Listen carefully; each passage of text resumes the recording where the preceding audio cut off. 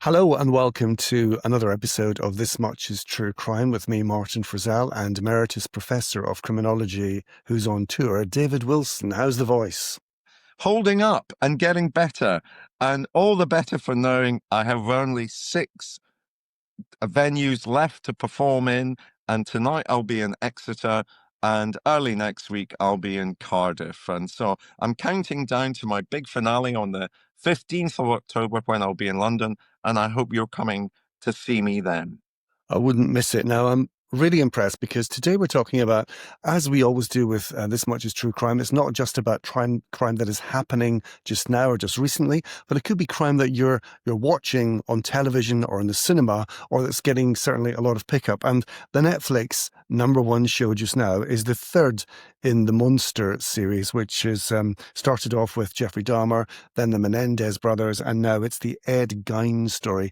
And to be honest, I hadn't heard about Ed Gein, but then watching it, reading about it, I realized that he was pretty much the daddy of all true crime, dreadful serial killer films that we then came to know and love, such as Psycho, Silence of the Lambs, Texas Chainsaw Massacre. It all started with this very odd character, and I'm very impressed, knowing that you're on tour, that you've watched 8 episodes of this show. I don't know how you got the time to do it. Oh, there's a lot of time in the van being taken from one venue to another. And also, this is my kind of territory, isn't it? And I was interested to see what the Monster series would do with Gein, and whether it would be true to his story, whether it would invent, whether it would reflect on why. You called him the daddy of all true crime villains, Ed Gein. And he really is. I mean, he was the inspiration for Psycho, the character in Psycho, the Robert Bloch novel, the Anthony Hitchcock film in 1960. He's Leatherface in Texas Chainsaw Massacre. He's Buffalo Bill in The Silence of the Lambs. So he does have this really central importance in terms of how serial killers get presented in popular culture.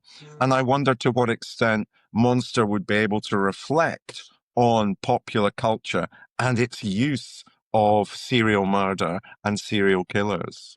And what's interesting about our discussion now is that I've read a lot of reviews, very mixed reviews, some really dreadful précis of it, and some true crime aficionados who loved it. But what I've not heard so far is a criminologist's take on this. Do you want to set up just who Ed Gein was, and how it all became the Ed Gein story? Okay, so in one sense, Martin, isn't it interesting? Because we talk about our podcast is called This Much is True Crime. Whereas with the Ed Gein story, I think it should be called This Much is True Horror, because Gein actually isn't a serial killer. He is somebody who is convicted of murdering 2 women. He comes off the rails, as it were, in 1945 after the death of his mother in a farm, an isolated farm in Plainfield in Wisconsin. And Gein is going to eventually be caught for the murder of the second victim, the second woman that he kills in 1957. That leads the authorities to go to this very isolated farm where he has been brought up by his mother, an overpowering, a very domineering mother called Augusta Gein. Augusta Gein was a Lutheran from a German background. Gein's father had Augusta's husband had died in 1940. He was an alcoholic. And so there's a really dysfunctional family background. Ed Gein's brother, Henry Gein, is going to die in a brush fire in 1944. So effectively, we've got this wonderfully Gothic farmhouse, isolated in Plainfield. And given the horrors we're going to describe, can you get a better name for a town where you might be located? Plainfield in Wisconsin, isolated farmhouse. Gein's mother has just died. That seems to be the trigger to allow him to become the character that we are going to learn about in true crime. He then proceeds to kill two women, women who resemble his dead mother, and then he is going to become infamous, I think, not just so much for the two murders, as bad as they were, but for the fact that he would rob graves. He would desecrate graves in 3 cemeteries in Plainfield, and he'd dig up the recently dead bodies of women so as to take trophies from those recently dead bodies. Those trophies would include lips. There should be trigger warnings, I think, in this podcast. Vulvas, the faces. He would take the skin of various people to create masks. 4 noses, yeah. And effectively, he was trying to create a woman's suit. He was trying to create a suit that he could wear, and indeed did wear sometimes, of these dead women, so as to effectively, I think, become his mother after she had died. She had such a major impact on his development. And I think the clever criminological things to say, and we don't need to pursue them all at once, would be, I'd be thinking about object relations theory in terms of what happens to Gein. I'd be thinking about gynophilia.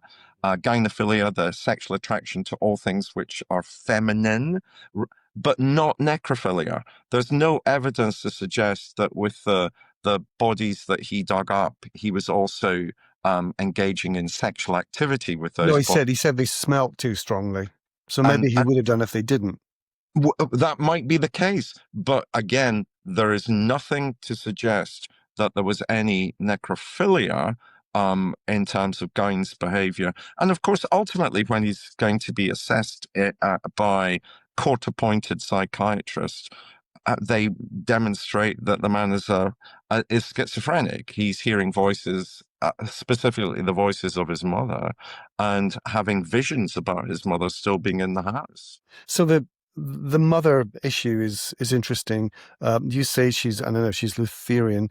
You don't really get, though, from the series, just what brought her to the point where she has such a dominating influence on him. Is that what? Because what we want to do on this podcast is not just about what, but we want to know why. Is that the crux of what turned him into this kind of monster that he was? Or, I mean, from watching what I watched of it, I mean, this is clearly a mentally ill man. Yeah. And the relationship with his mother, I mean, no matter how difficult this has been for some of the criticism that I've read like you, this really genuinely is the crux of where his mental illness comes from. And quite clearly, what you're asking is a question about the mother, Augusta. And the temptation would be to paint her as a caricature, to see her as one-dimensional. But Augusta was also a very successful businesswoman. She was married to George Gein, who beat her, who was an alcoholic. Augusta herself came from a German and Lutheran background and moved with her family to Wisconsin from Germany. And she was actually a very successful businesswoman. That was the thing that really struck me when I read quite a lot about Gein's history in the past. The mother isn't a caricature. She's just simply who's deeply religious and in a very abusive relationship with George Gein, who is a kind of, an alcoholic and who is going to die in 1940, which almost frees her up from having to manage a domestic violent situation. Augusta, though, because of her deeply religious background, is clearly has her own issues in terms of her relationship with men. And she has 2 sons, an older boy, Ed Gein's older brother, Henry, and Ed himself. And she was clearly disappointed that they were boys. And she felt that she was going to make sure that the younger boy, Ed, was not going to turn out like his father. And so she had a really warped sense about what childhood was like, about what sexuality was like, about what women were like. She didn't want Ed to have anything to do with girls, and would say, look, procreation is appalling, and even though it's a sin, onanism would be better. Masturbation would be better than having sex with a woman. She wouldn't allow either Henry or Ed to have any girlfriends.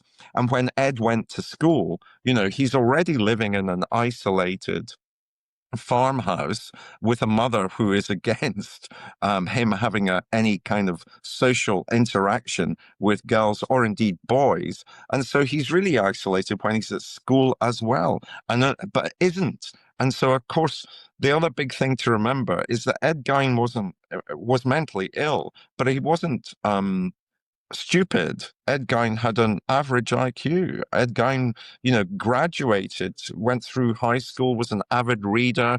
And reading is one of the things that's going to allow him to overcome the isolation that he faces whilst he's growing up on this farmhouse. And as you said at the start, we only know of two, I think it's, correct me if I'm wrong, only two murders that he committed. So the main thrust of the story here is the grave robbing and the collection of horrible, gory body parts and skin. Interesting enough, I realized until when I was going through it, his father was a tanner, Oh, which is quite an interesting kind of link there to what he then later went on to do. But I was wondering, where did he get this whole kind of compulsive desire to actually dig up people's bodies? And then I saw, certainly, and tell me if I'm wrong again, but watching the series, he had such an obsession with his mother, just to be as close as he could with her. He wanted to dig her up, is that right? But then he couldn't dig her up because the casket was metal. But the next casket, he heard a voice saying, "Go to the casket." A few yards along. He dug it up. It was wooden. He got in there and he managed to get a woman's body out from that one. And that started the whole ball rolling. But was that again because he wanted to be as close as he could to his mum still? Yeah, I think that, and interestingly, the bodies that he does dig up form a circle around his mother's grave, and so it's almost like he's trying to get to his mother by one means or another.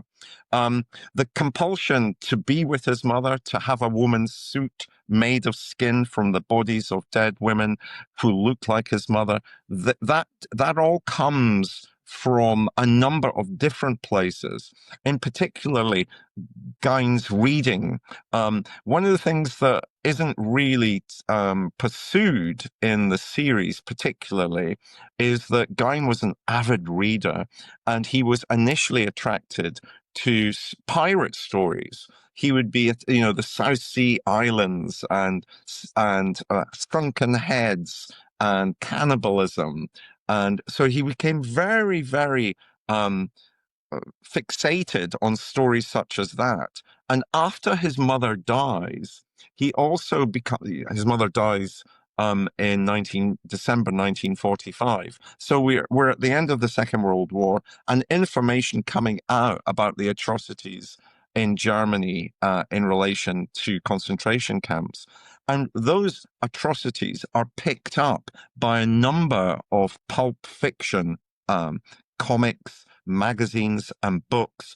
And there's a particular focus on one woman called Ilse Koch, Koch, who was known at the time as the bitch of Buchenwald. She was married to the commandant at Buchenwald, and she features quite largely in this pulp fiction and focuses a great deal in Monster, the 8-part series. In fact, Ilse Koch probably features just as much as Augusta Gein does in the series.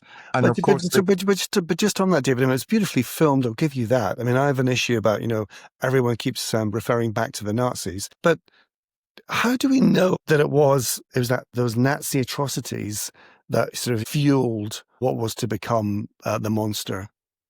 well, How do Gein we know himself, that though? we know it because Gein himself talked about it. Gein was interviewed a number of times, and specifically by an American filmmaker called Errol Morris in the 1980s. And there's a good book by Schechter about an American criminologist about Gein. And so we do know a great deal about Ed Gein and what was motivating him, because there were contemporaneous and then subsequent interviews by filmmakers and criminologists who were interested in his story, partly because he becomes so central to American true crime, to the serial killer genre. And in relation to Elsa Koch, Gein himself talked about those books in which she was fetishized, sexualized. Ilse Koch was fetishized and sexualized. Although here's the problem, Martin. Ilse Koch, there is very little evidence to suggest that Ilse Koch behaved in the way that is described both in the pulp fiction and indeed repeated in this series. There's no evidence that she had Jewish prisoners in the camp Buchenwald killed specifically for their skin and had that skin made into lampshades. There is no evidence of that. And indeed, she, two juries, one of which was an American military court, found her not guilty of those crimes. They said there is no evidence to support that allegation at all. They say that this series holds a mirror up to society. I mean, what's it trying to tell us? I mean, from watching it, from reading about it, uh, I think you liked it. I didn't. It gave to me the impression that when we're talking about monsters, maybe we're the monsters. Maybe we're the problem here in actually watching something like this. I mean, you get it from an academic's point of view, but as an ordinary, would it not be better just having a nice, quieter, easier, enjoyable evening than watching 8 hours of that, of someone dismembering body parts? Yes, it's a tough watch at times. I'll give you that. But I felt, for all the negative criticism that there's been about it, I thought it was actually trying to do something which I've been talking about on my tour, which is why do we fetishize and the serial killer? Why do we have such an interest in the phenomenon of serial murder? And how has that become embedded in North American and Western culture more generally? So what the series does, especially towards the later episodes, is it kind of name checks a number of movies. Obviously, it's going to name check Psycho very early on. Alfred Hitchcock, abominably played, I thought, by Tom Holland, was just terrible. Tom Hollander. I'm under all this prosthetic. Anyway, it's going to play on why are we so obsessed with this? And we'll touch on some of those high points throughout to the extent that I felt what it was doing filmically, although there's no reference to this in the 8-part series, it was really Bret Easton Ellis that I got the vibe of Bret Easton Ellis's American Psycho, which of course is meant to make us question why we like people like Patrick Bateman, the central character in American Psycho. My problem, as a criminologist, though, was that the series took every rumor about Ed Gein and presented it as fact, as a way of carrying the narrative. There's no evidence to suggest, for example, that Gein killed his older brother. There is no evidence whatsoever about Gein being, unbelievably, Gein was a babysitter in the town. He got money babysitting in the town of Plainfield. There is no evidence at all that any child that he babysat had any problem with him as a babysitter. There is no evidence that he had a lifelong affair with a particular woman called Adeline Watkins. I mean, she did give an interview after he was convicted, but then withdrew, saying, this has been overblown. So there's been a lot that's simply accepted as fact, which in fact doesn't really stand up much to scrutiny. And it's interesting, isn't it, that this was all his crimes were committed late 40s into the 50s, before the real age of television, of court TV, of social media, of all those things. So the first two in this trilogy, Jeffrey Dahmer and then the Menendez, they were big court cases, and there was a lot of buzz around those, and a lot of coverage. But with this one, with the monster who started it all off, because he didn't really have much time in court, did he? Because he was classified as being mentally ill, insane, very early on. So he was insane very early on. He also isn't some kind of um, criminal mastermind. He's not like a Hannibal Lecter like character. He is quite he's mentally ill and a simpleton, and he kills two people. He's not even a serial killer. The gore is in relation to the desecration of the graves and the creation of artifacts from the bodies of the women that he digs up. So you're right.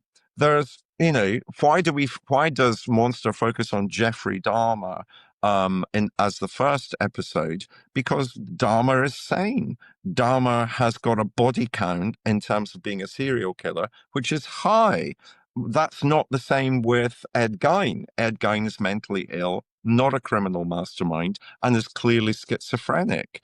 And therefore, in that sense, we're less attracted to the media is less attracted to talk about Gein's story because he doesn't fit with some of those stereotypes about who serial killers are and how they become so central to our thinking.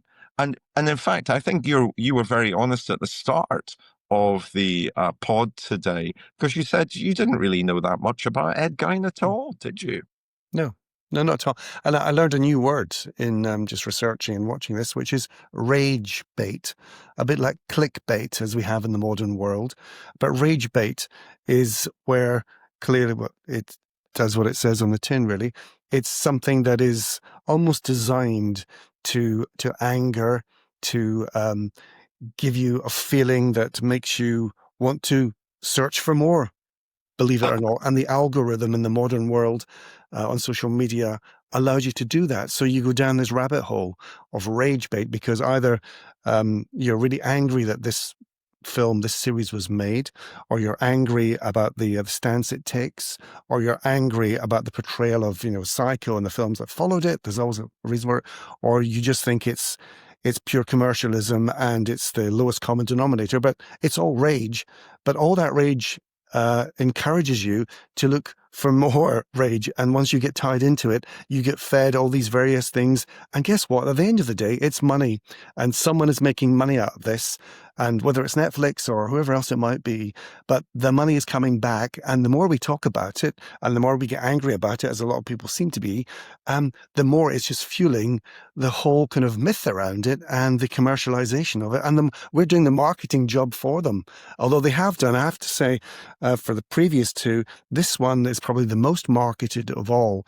Very schlick marketing that's going out there saying it's the forerunner of all those great true crime movies. This is where it all started. Well, and you did also draw attention. I thought it was beautifully filmed, Yeah. which was, I wasn't expecting just how visually stunning it was, and well acted by Charlie Hunnam. And what you could also say, because you're taking the rage bait commercialization as a criticism of it, I'm accepting that. I'm accepting that. I want people. It's holding a mirror up in the same way that American Psycho did as a novel and saying, look, why are you buying into this? Why do you buy into these kinds of things? And everybody's always talking about the third series of Mindhunter. And, there's even a joke in this series in that Mindhunter was one of the most successful Netflix series. There were two series of Mindhunter, which followed the exploits of Robert Ressler and John Douglas, two real life FBI profilers. Wrestler is dead. He coins the term serial killer. John Douglas is still alive. And I know John Douglas well and respect him and have met him on many, many occasions. But that series, Netflix, is about their interviewing of 36 convicted serial killers. And everybody keeps saying, what a great series, bring it back for a third time. Well, guess what? Wrestler and Douglas appear in the series interviewing Ed Gein. Whereas, in fact, that's simply not true. He wasn't one of the people that Wrestler and Douglas interviewed at all. So there's a kind of even playing on. So there's a kind of playing with the audience about why they become so fascinated by these characters, these people, these tropes, this kind of narrative that's going to drive so much interest, so much rage. But here's the hypocrisy of it all, surely, because we're watching it, they're making it. This is the third one they've made, pretty much, in the style of true crime, gore, isn't it awful? And there's another one coming out, so it's not as if they're stopping now, saying, right, we've done our bit, we've pointed out, where society's wrong. You should just sort of go off and do something, better with your life, because the next one they're doing is on Lizzie Borden. Tell us about Lizzie Borden. Oh, Lizzie Borden, a famous American killer who takes an axe. Lizzie Borden chopping up her family. But what's interesting is it not, is that Jeffrey Dahmer, the Menendez brothers, absolutely up-to-date contemporary characters that people will remember. And increasingly, the Monster series is taking us back in history. So we've got Ed Gein, killing in the 1950s, digging up graves and so forth. Not going to be on trial till 57, not going to be fit to please until 68, but it's taking us further and further back in history. Can I also just do a shout out? Because it's taking us back in history, because it's asking us to really connect with the violence in American history. See, I really like this. You can hear from the passion in how I'm describing this. I know. I thought this was a great series. But can I just give a shout out for Charlie Hunnam? Because remember I said, who's the lead actor who plays Ed Gein? I remember I said Gein was interviewed a number of times, and there are recordings of Gein speaking, and that is exactly how he spoke. He spoke like that because he had a speech impediment. He also had a bit of a lazy eye, which is why he didn't get called up in the American draft to fight in the Second World War. I thought Charlie Hunnam played him incredibly well, really strongly portrayed who Gein would have been. But can I also say, Martin, it is about one explains Gein through object relations theory. This is all about how he internalizes an object in object relations theory is a person rather than something that's inanimate.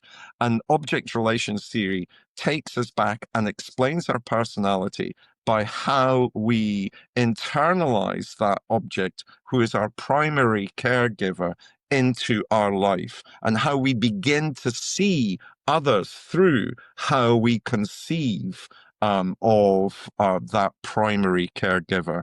And Ed Gein is almost a classic study of object relations theory and helps us to answer that question. Is it in his nature or how he was nurtured? And it is quite clear it can't be in his nature, simply in his nature, because he had an older brother who wasn't like him. So we're in the nurture phase here. And I thought, again, the series stood up by being able to explain that nurturing and Augusta's part in that nurturing, and by isolating Ed Gein within the family farm. It was a really clever way of doing and telling this story. Maybe it was the voice that got me. I mean, it came across as like an evil Forrest Gump. Was that? I mean, obviously they've studied this, so I presume that's what he sounded like at the time. He absolutely did, and he had he had a lesion on his tongue, which kind of made his voice like that. And he, and the recordings of him that exist, there aren't, it's about an hour and a half. There's about an hour and a half's recording of him. And one of the filmmakers I mentioned earlier, Errol Morris, befriended him and went into the asylum where he was located in Wisconsin, in the state asylum, and interviewed him at length, befriended him. And because he rarely spoke to people, he was very isolated. Again, the sound of his voice was quite unusual and distinct. And Hunnam captured that, I thought, perfectly. And it was cancer that finally took him, wasn't it? It was. And of course, because even at the trial he stood, remember, he goes into, he's insane. He's declared insane after his arrest for the murder of his second woman, the murder of the second woman who named Bernice Warden. Yeah. He gets convicted. He's caught as a result of that. He goes to, he's declared insane. He's insane as schizophrenic until 1968, when clearly the treatment that he had been on in the asylum, probably lithium, made him competent to plead. So he goes to court in 1968. So, he's going to court at a time when America is fighting the Vietnam War. So you've got the atrocities of American soldiers fighting in the Vietnam War, My Lai and other kinds of atrocities. And when he's fit to plead, the judge finds him guilty of Bernice Warden's murder, but says he is insane, and therefore he is going to receive a penalty of being in prison for the rest of his life, and would eventually die of cancer in 1984. Well, people have to make up their minds what they do about it. Some people may already have seen it and come into this podcast after it. Some may be thinking, do I want to watch this? I mean, you think it was great. I'll just tell you sort of an anecdote, or just what happened with me when I was watching it. I got through, I think, 3 episodes and went for a cup of tea into the kitchen to make a cup of tea. And I was watching what was on telly. I forget what channel it was, but it was the nun scene in The Sound of Music, just at the start of it, with the lovely music, and then that beautiful Julie Andrews, who's 90 years old or even older now, I don't know, coming through. I was like, oh, and I just carried on watching that. I gave up on Mr. Gein, and I watched The Sound of Music because I think otherwise I'd have had to have gone for a shower. That's it's such an all-encompassing. I mean, literally. I mean, it's beautifully filmed, and it seems to be snowing all the time in Wisconsin. But it's it's so dark and just so kind of whoa, it just makes your flesh creep. I found. But of course, what was The Sound of Music? Who are the protagonists in The Sound of Music? It is, of It's course, the good SS. songs though, David. For goodness sake, it's sing along happy, and it's got a happy end. It's got a happy ending. They go over the hills to safety. Well, if we don't, and which is great, and that's one form of us thinking about how to process the horrors that emerged from the Second World War. The Von Trapps escaped. They sing Edelweiss, and they managed to escape the clutches of the Nazis. Sadly, other people weren't able to do so. And how do we process that? And then when we're talking about commercialization, which you've done, I think, with a great deal of wit and sincerity and authenticity, but those pulp fiction books, which were produced immediately in the wake of the Second World War. So this isn't our problem. This is a much more historical issue. Those pulp fiction books that fetishized and sexualized Ilsa Koch and what she was supposedly doing as the bitch of Buchenwald were published immediately in 1945, 46, 47.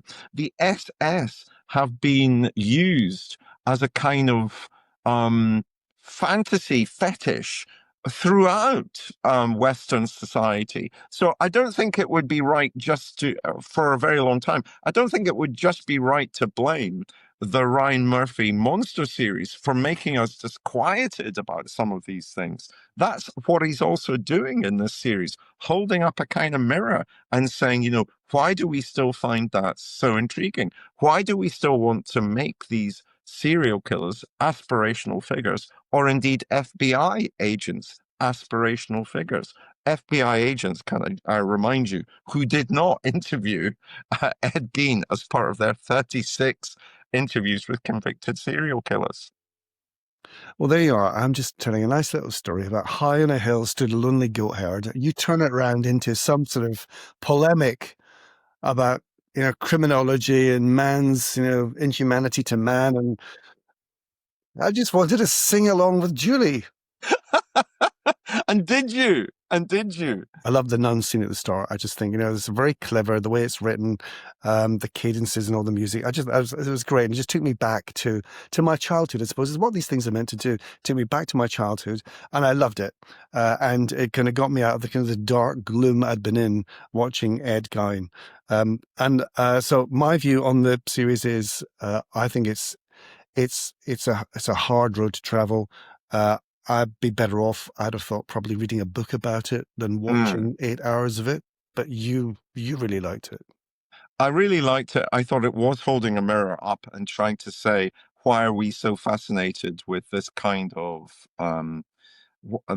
killer? I'd have liked it to have been far more about the facts. It did seem to accept every single Wikipedia belief about Ed Gein and say it was the truth, which it isn't. And I'd like to have been a bit more, therefore, critical of that. But I loved the references that they smuggled in to popular culture's use of the serial killer. I thought that was really clever indeed. But ultimately, here was somebody Ed Gein was somebody who was isolated, fixated by his domineering mother, who was warning him against having any relations with women because that would be fornication was bad. And what do we end up with? We end up with an isolated young man who is dysfunctional and is mentally ill, sees visions, hears voices. Guess what? That leads to the kinds of stuff that are the stuff of nightmares. Well, there you are. It's on Netflix. It's currently number one and probably will be for several more days. No matter what you think of it, it was beautifully filmed. We can agree on that, I think. Beautifully filmed, like Yeah. The Sound of Music. The Sound of Music was beautifully filmed. Oh, classic that is. That scene on the hill, the helicopter shot in the days before, drones. Oh, I loved it. I loved it. Anyhow, David, good luck with your tour, and we'll see you next week when you'll almost be finished it. I will, but remember, I'm expecting to see you in London on the 15th of October. I'll be there. Keep the champagne nice and cold. Thank you. Bye now. Bye.